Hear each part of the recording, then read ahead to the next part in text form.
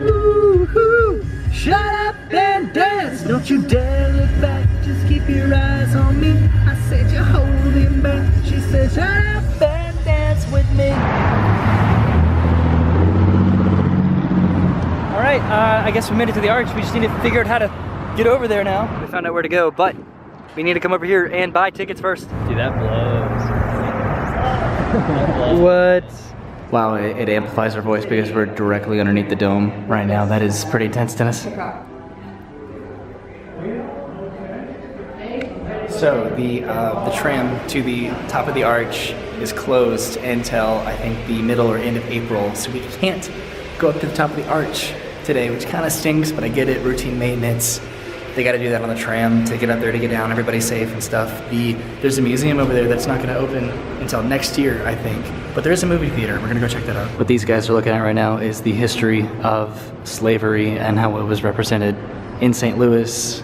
I think the Dred Scott case, right? Yeah, so Dred Scott and his wife, Harriet, they sued, I suppose, their former master who was from Missouri. They went into Illinois, which was a free state at the time, and it apparently took 11 years to reach its conclusion, and the conclusion of the case was that they were still slaves, and that became a leading cause of the Civil War. So the basis in which they sued was that any person held in bondage could petition the local court for permission to sue their enslaver for freedom. And then it goes into details about how Missouri bordered several states and territories that prohibited slavery, and because they bordered those states, many slaves sued for their freedom because they lived in Illinois for a long time where slavery was prohibited. So it looks like a lot of slaves tried to take advantage of that. And then this was the ensuing decision of the justice, which was what, Dennis, to paraphrase? Wait, what? Oh, that justice? Yeah. He says that if you were a person of color, you're deemed to be a slave until you can show otherwise. This is a very powerful assertion by Harriet Tubman, where she says that in her life she can assume that she's only going to have liberty or death, because if she can have one, she would not have the other. Right. And that's powerful.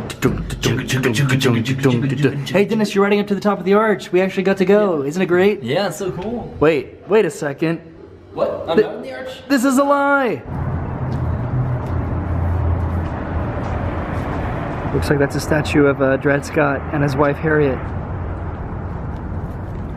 So right up there is the observation area. That's where you could actually look out of the windows if you were able to go up in the trams, which they are not able to run.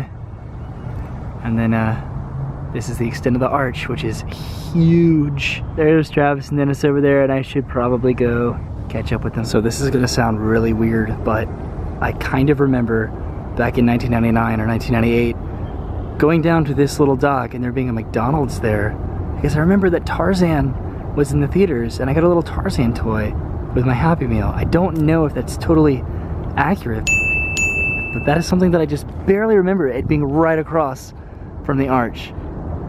And Travis and Dennis are so freaking far away from me, I gotta catch up. They're doing major construction along the area here, which is supposed to open up, I think, either next year or the summer after that. All right, we do get to go down here to try to catch the movie.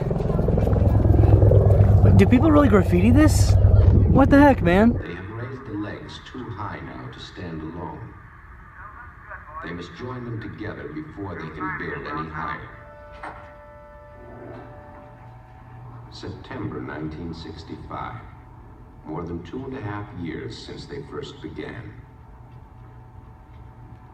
Getting to work now has become a job in itself.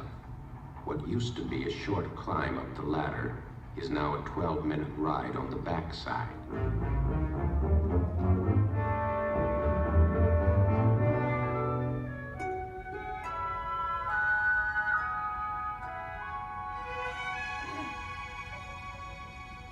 In the beginning, it was predicted that 13 of them would never make it this far.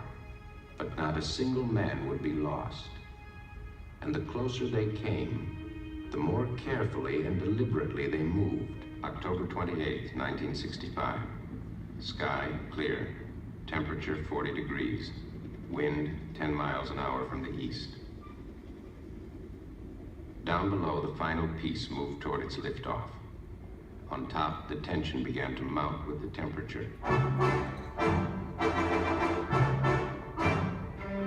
The historian was writing of Lewis and Clark, but the spirit of his words belongs just as truly to those who shaped and raised this monument.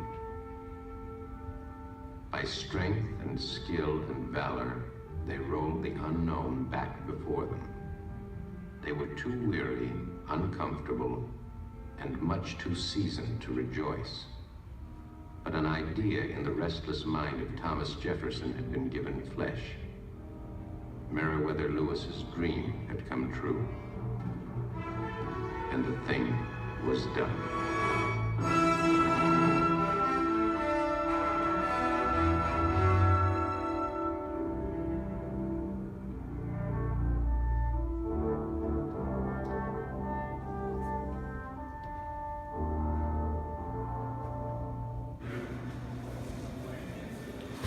So that's where we started off, and then we walked all the way over here and came back this way. We went down and we saw the theater down there. The museum isn't open right now. The only thing that's open is the theater, but this is still quite a sight to see, that's for sure. I switched over to my phone because my camera ran out of space because I used too much of it over at the City Museum. What are you doing? I'm doing a picture of you and you What? keep walking. What? It is a bit of a bummer that we can't go up there, but we have been up there before, I think more than once. So I guess we'll just have to come back again later. So across the bridge over there is Illinois, because that is the Mississippi River. Did you know that, Dennis? I did. No, you didn't. Hey, Dennis. Hey. What you smiling about? I don't know. Just being here with Roy. Yeah. Trying to find a way back to the car, but Travis is taking us in a billion directions.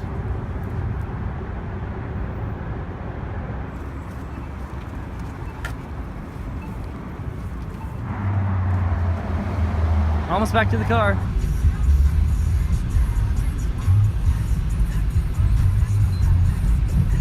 Can't remember if I've said this yet, but I'll give St. Louis this. The architecture is beautiful.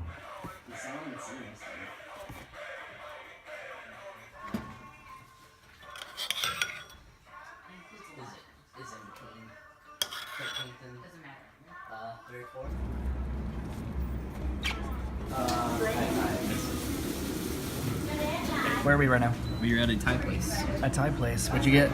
Pad Thai. Pad Thai. Nice. I got some pot stickers, and then a honeydew boba tea, and then Travis I think got a coconut boba tea over there. Boba tea's amazing, Dennis. Extreme and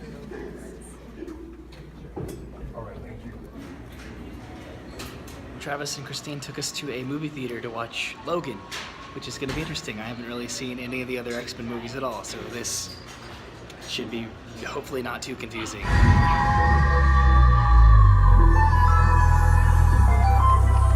So we finished up the movie, and wow, that was definitely an R-rated movie. It did definitely stand by itself as like a standalone film, coming from only seeing I think Days of Future Past. That's the only X-Men movie I've ever seen. It had some references to things that I probably would have picked up on if I had watched the other movies, but all in all, that was a lot of fun. And wow, there was a lot of violence. Hey, made it back to the apartment. I'm gonna take a shower, fully clothed. Today was a great day. Had a lot of stuff going on. Tomorrow, probably gonna wind it down a little bit, but we do have some fun stuff planned, I think. So I'll see you guys tomorrow, and thanks for hanging out with me today.